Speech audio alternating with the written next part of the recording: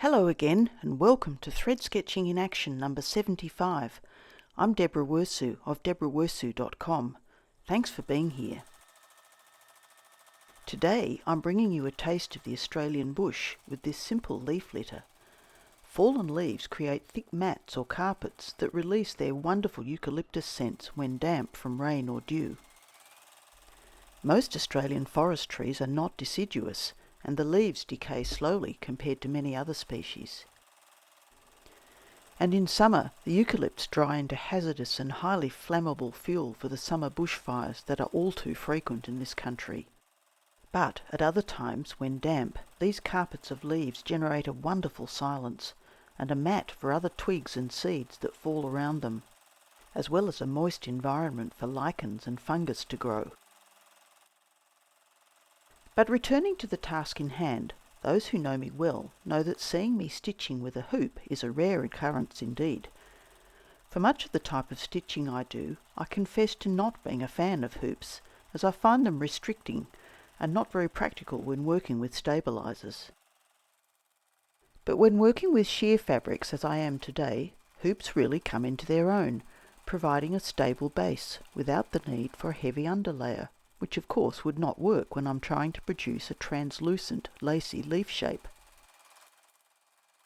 These leaves have been kept deliberately simple or even naive in style, partly, I confess, for practicality of time in making, and partly so that you can see the underlying structure and have a go yourself.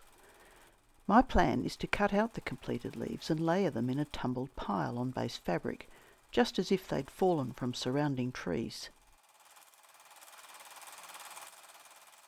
I made quite a few of these leaves, in a variety of different sizes and shapes, and all totally free-stitched with no real pre-planning. My aim was spontaneity and freshness, so that each leaf was different shapes, different sizes, and different colours. These leaves are so different to the autumn leaves I made for number 73 of this series, just a few weeks ago.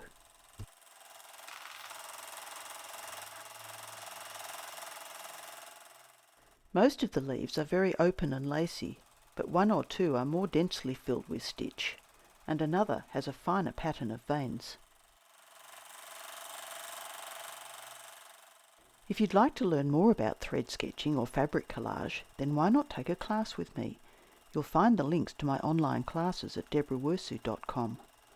And keep a lookout for new classes as they're added next year.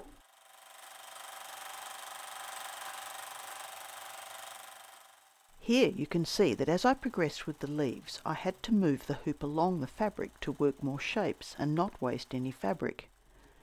With an open lacy pattern like this, clamping over the stitching is not really a problem. But it can be if the stitching is very dense. Once all the leaves were stitched, each group was cut out and allowed to curl and twist before loosely hand stitching them to the fabric background. I think they all blend very well with the lichen-covered branch and seed pods.